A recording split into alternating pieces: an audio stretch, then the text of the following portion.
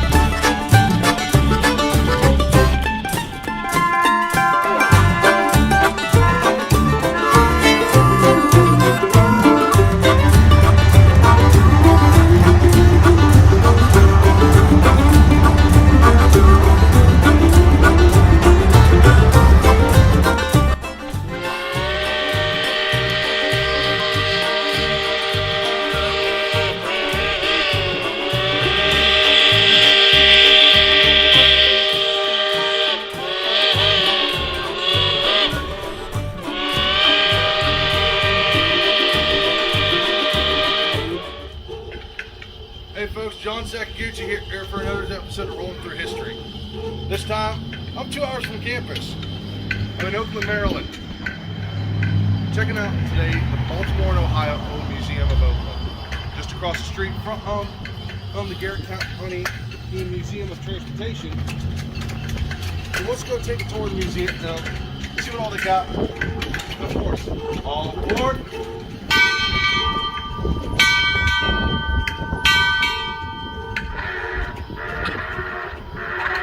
Baltimore and Ohio Railroad Museum of Oakland was originally a station for the B&O back in the 1800s. Built in 1884, J.W. Garrett decided this would be a good stop for the B&O on its way to Washington, D.C. and back towards Baltimore. During the Civil War, the station served as a point for the Union soldiers to enter rebel territory, as J.W. Garrett would offer the line to the Union soldiers. This would serve as a line to help get soldiers into Baltimore, as the city itself was split on which side to join. Following the war, Maryland named its last county after Mr. Garrett. Sadly, Mr. Garrett would not see the Oakland station be built, as he passed away in 1884, the same year that construction started on the Oakland station.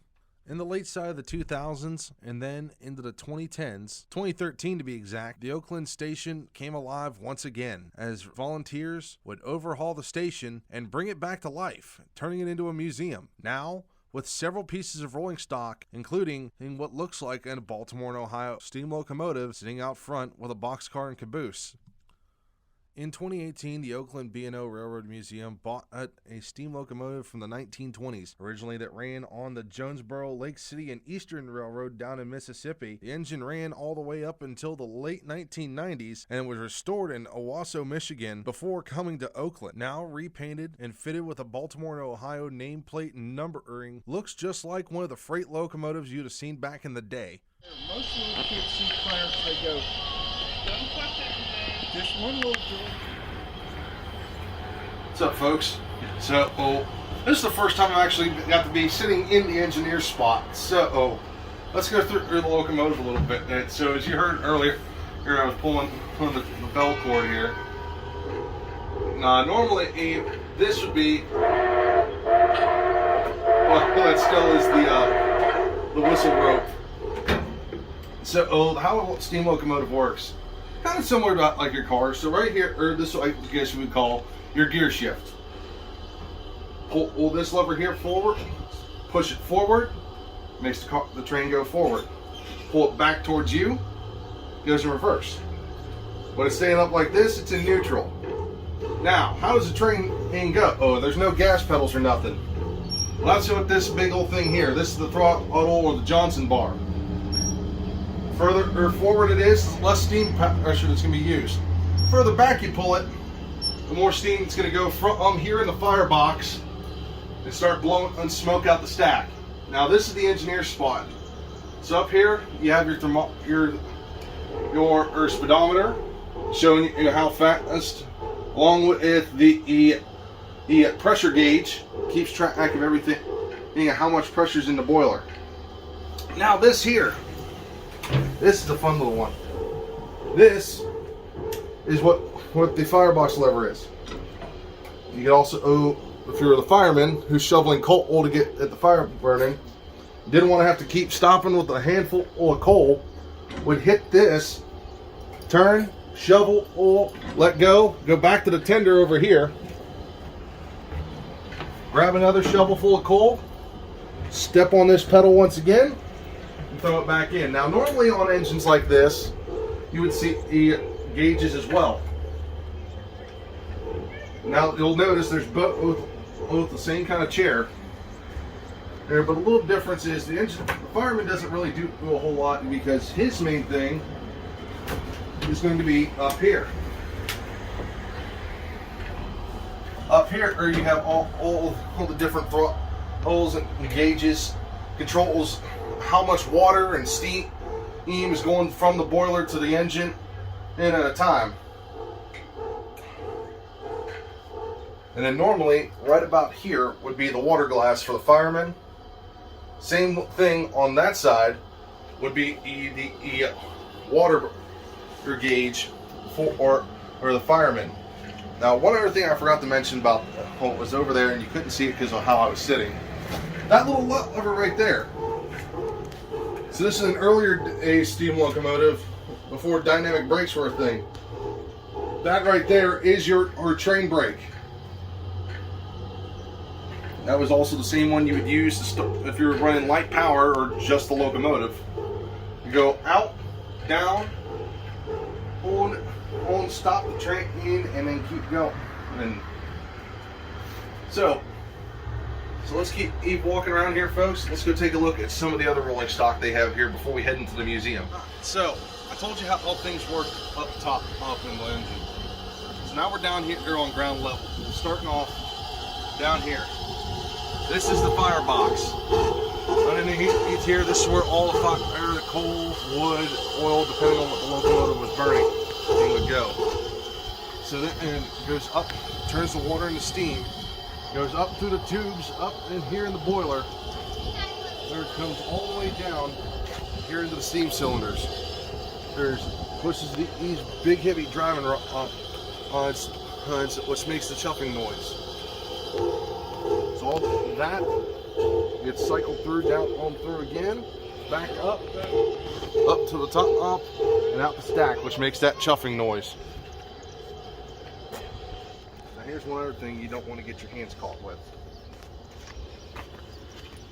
This right here is the knuckle coupling. Remember I told you down on Locust Heights and Western and how they had the pin coupler? Well, this is the knuckle coupler. So what would happen then is they'd pull this up, it would open the coupling up, it would connect to the car. Now, there's times that didn't work the first time, so you had to try it a couple different times. So the knuckle decided to shut or it didn't close properly. So, there's that. And of course, the cow catcher, which is right above the track. So you can see there's that much room. That's to make sure that people, animals, debris didn't get caught underneath the locomotive. So you got the fireman side of things. And I should have pointed out the big driving wheels. Bigger than your car or standard tires. Now, remember I told you about things earlier. Here's the brake and stuff that would start to drive the engine.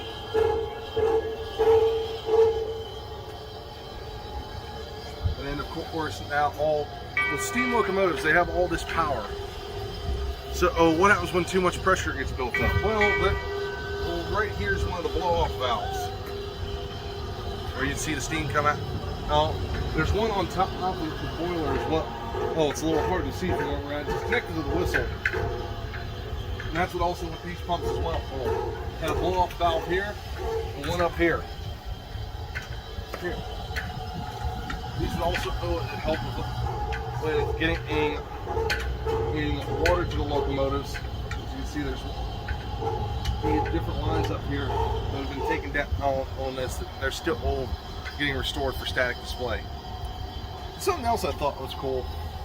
I don't know if we talked about this whenever we walked up. As you can see here, on the ground, right below my feet, we have things where you can buy a brick. It can help support the museum. You know, if you're interested, they're $55. Contact the museum. I'll have the link in the description later on. And also, I've talked about signals. I know I brought one up before when we were at the Troy Museum. This one's a little bit different. It's got different lights and different meanings. So right now, it's currently set at double red, which means danger, or do not move. If that bottom light was to light up, it would say a stop and proceed at restricted speeds. If it had double green, proceed. Double yellow, proceed at restricted speed, prepare to stop. Double yellow with a white means danger ahead. So, and then that red one up there was also doing the second track of stop, as there's a train on the other track. You can see they also have a little ride here for the kids. Just a little, railroad ride. Not open today. From here, as we can see, here is a headlamp, or in this case, the tail lamp. And there's a big thing right there at the end. Now, what is that? A lot of people wonder. Well, that there is where you put the water in. At most stations, there was a water tower nearby. So what they would do, they'd flip that thing open. The firemen would climb over top of all the coal and stuff, where he'd climb down on off the engine, come back here, walk up the ladder, open that up, pull the hose down, or the pipe, I should say, would dump hundreds of thousands of gallons of water into the tender. Where's all that water going? Well, as you saw it back inside the tender where all the coal would be. Surrounding here would be nothing but water. Something I didn't see as well when we were on the front side of the engine. I can show it to you here on both sides. This car, both on this part of the engine and on the box car. This is an air hose. This is part of the braking system.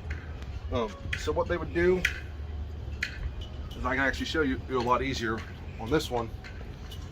So they would take this hose. There's a knuckle. Have to slide them in together, lock it down. Then the brakeman would come over, lift this up, pull back, and open it up so air went into the engine, from the engine into each car.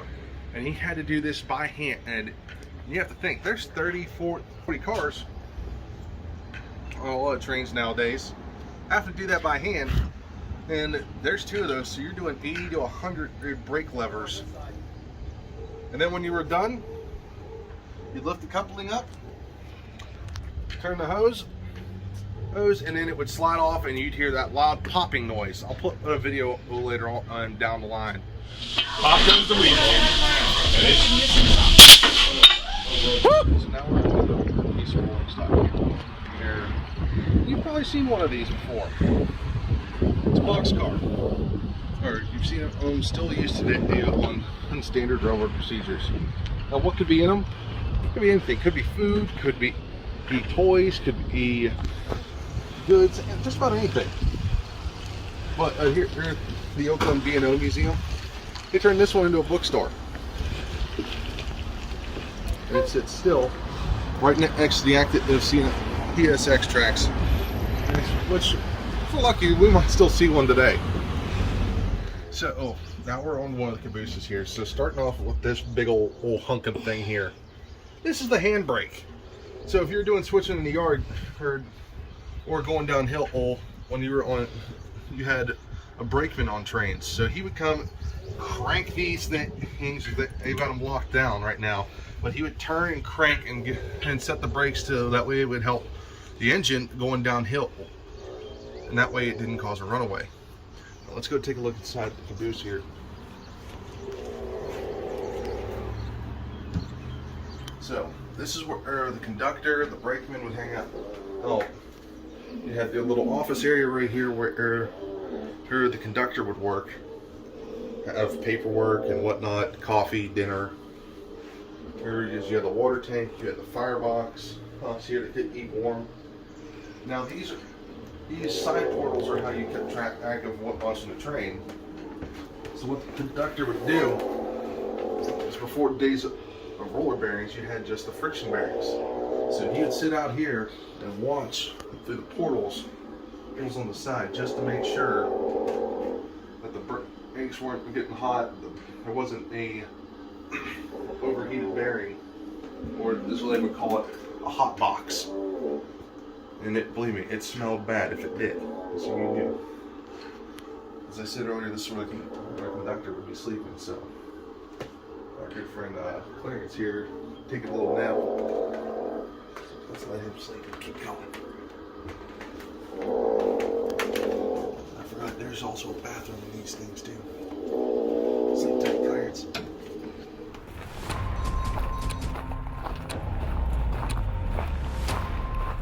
I thought walking along it would be safe enough, but I was wrong.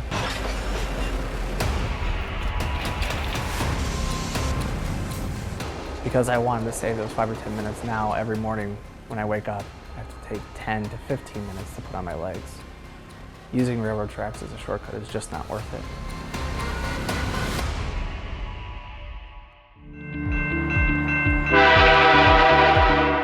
Do you know what to do if you're stuck on the railroad crossing? Get out of your vehicle. If a train is not approaching, find the blue and white emergency notification system sign on the traffic signs at the crossing. For help, call the number on the sign and give them the crossing number so they know your location and can alert train traffic.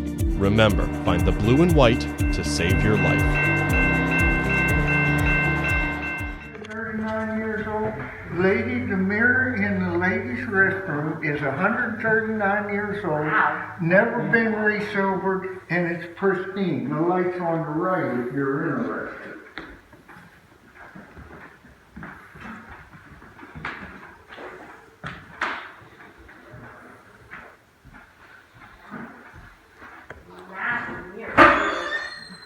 Impressive.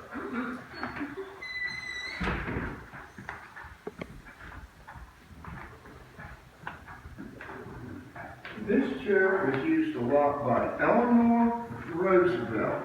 In 1933, out past Terre and Kingwood, going towards Reedsville, they started a New Deal community called Arthurdale. And she liked Arthurdale so well, from 1933 to 1946, she only missed one graduation where she danced with the graduating class and handed out diplomas and danced with the graduating class.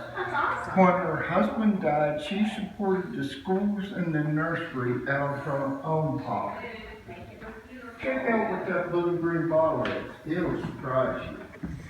And you could sit on this bench. It's actually very comfortable.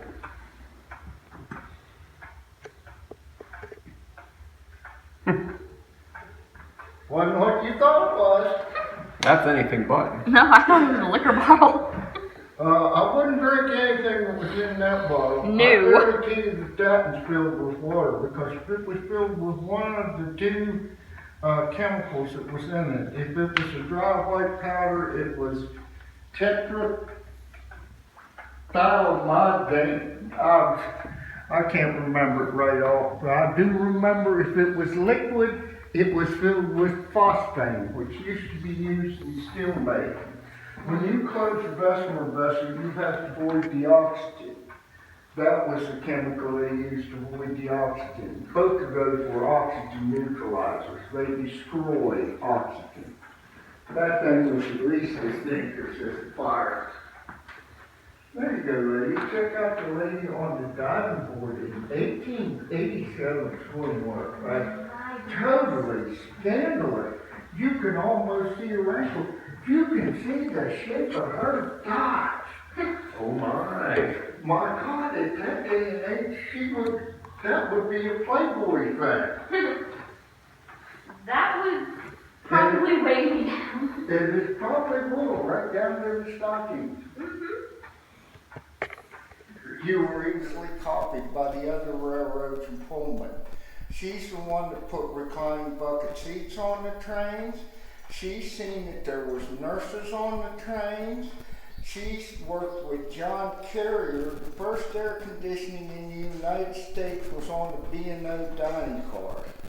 They said that didn't even look fast set still. It does. All it really is a gussied up P7 Pacific 462. Those drive wheels are 80 inches tall. But when she graduated from Cornell, there was a smarty pants in the back that said, "What good is a female engineer?" She showed. During her tenure with the B&O, there's only 5 people we have no documentation on what they made. Her 2 and only bosses, and both of them were the presidents of B&O, President White and President Willard. The 2 vice presidents who couldn't tell all of us things. Olive. Guess who the only civil engineer on the executive committee of the B&O was? Was her. She designed all the blue wear and gold leaf presidential wear on the trains. Oh, wow.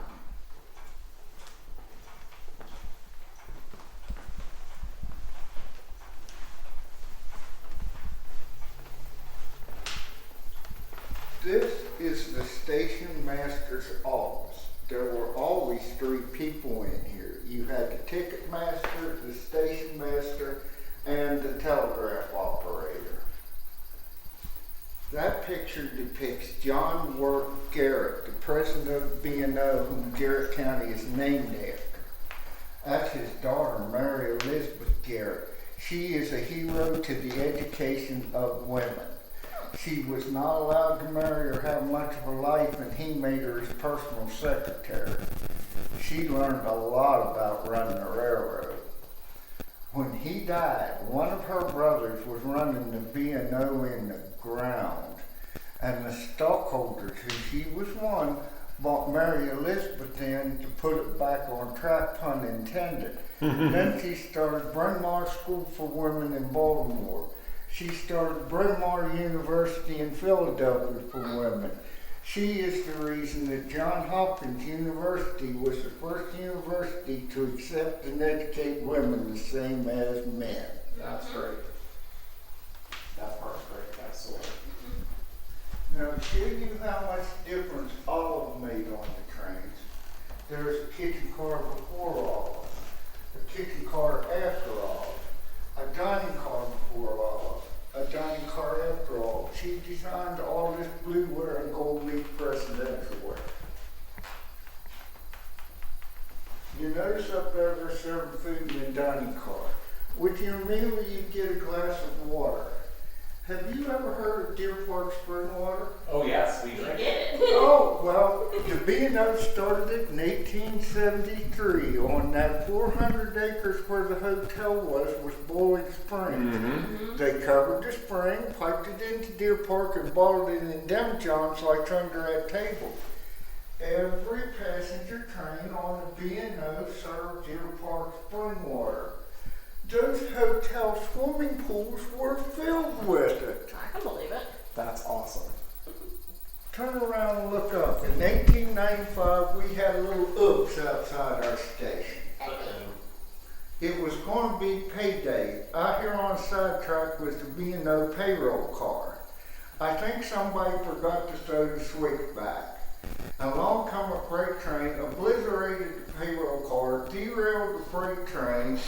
That engine is actually touching the corner of the station out there. Oops. And our local paper, the Republican, said, "Well, I guess nobody got paid today." This is our baggage room. G. Z. Oh, wow. I've never seen one that small. If you're enamored by it, one of those little engines in Z, a cheap one, just the engine, 100. The Second one down is a 1938 Lionel that depicts the Union Pacific sunrise that ran through from San Francisco to Los Angeles. But that is not the old one. How about that 1912 eyes with boxes? Wow. That's really cool. Our little engine is having problems. We can't keep it on the track. It keeps derailing, so it's no good. Our trees here on our diorama, you'll see Confederate soldiers.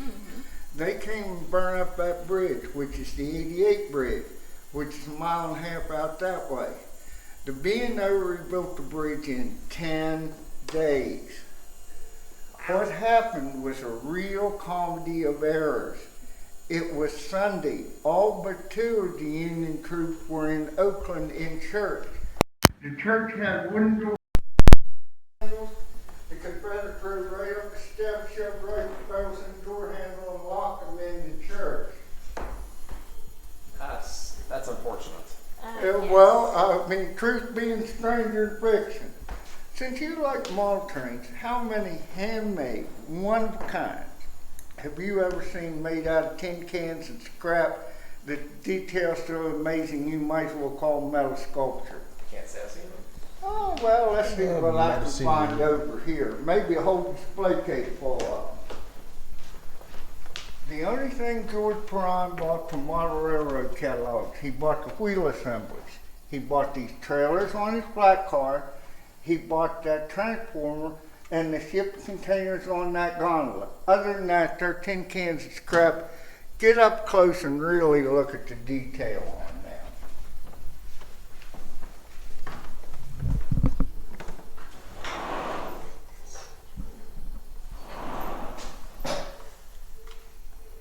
It said he liked Hershey's syrup cans the best. I joke that he liked chocolate milk and Hershey syrup on his ice cream. He may have. The real reason he liked Hershey syrup cans, they were thinner cans and they were smooth and had no corrugations. He didn't have to take the corrugations out. That top picture up there depicts Peter Cooper's Tom Thumb, one of the first in the United States. I'm not going to get into that argument of who had the first one. Now, is it possible that the lawn care company down towards Swanton and Grantsville is named after them guys? Tom Thumb, I think it's a lawn care company.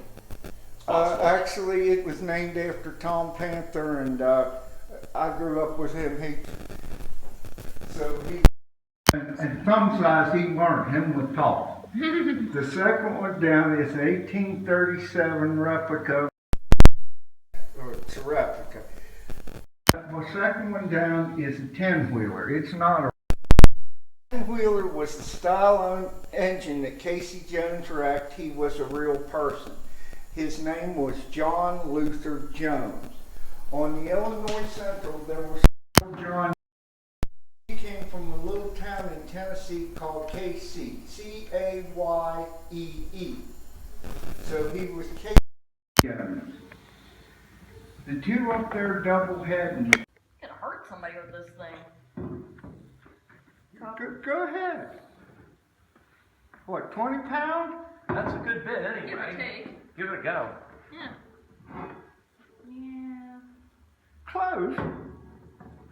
Maybe not 20, but close. That walked in one day and they asked, do you want that? Sure. Look what it says on it. B&O 250, 6 quart. Yeah, there's a reason why the plates on trains and the pans are so heavy. There is so much vibration on a train. These things stay put in the stove and your plates stay put on the table. Mm-hmm. That's how you can tell fakes if you're buying the plates. If you pick them up and they weigh the same as your plates at home, set them back down, you're getting hooked. Mm-hmm. If they weigh 2 to 3 times more, Then start looking over for Maker's Mark and the good stuff. But no use to even look for that if they don't weigh more than normal. I hope you enjoyed our museum. And would you like to go upstairs and see what that turret would look like? Sure. Everything up here is 100% original stained glass.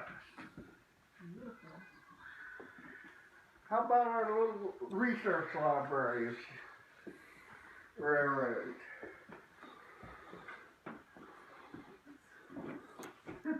Now this in here is our junker. We have some awful nice junk. One man's junk is another man's treasure. I was gonna say that. You look up and see the turret. We'll let you two through and then let him through with you. Shut the lantern. Yeah, it'd be hard finding the globe for that. Yes. That's an original 1908, original to this station. That hung outside this station. Now they had a rope and a pulley and they just lower it down, fill it full of oil, Bring her back light in. it, take it up, at the end of the day, bring her down, shut it off, prime it, get ready again. Okay, you got, well, we got a downstairs junk room too, and it's full of Stuff. somehow or other, we got so many model trains that we got to find some way to get rid of before. Well, folks, that's going to do it for today's episode. Thanks to all the volunteers here at the Oakland B&O Railroad Museum for all their help, for giving us a tour, showing us around.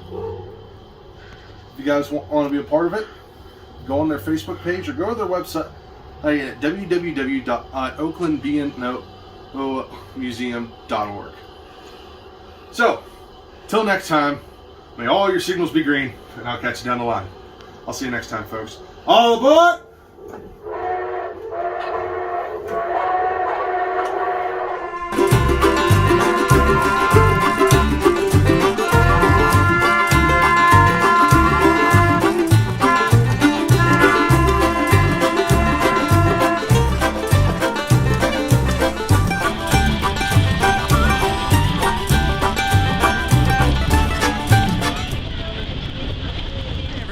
Operation Lifesaver here.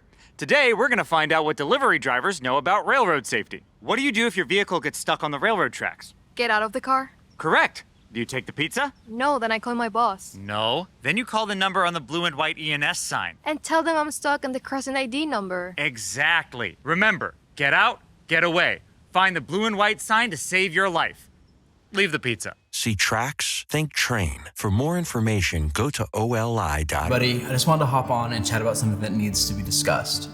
Railroad safety. Being near tracks and trains is dangerous and illegal. It's never worth the risk. Whether you have 5 or 5 million followers, you can stop track tragedies.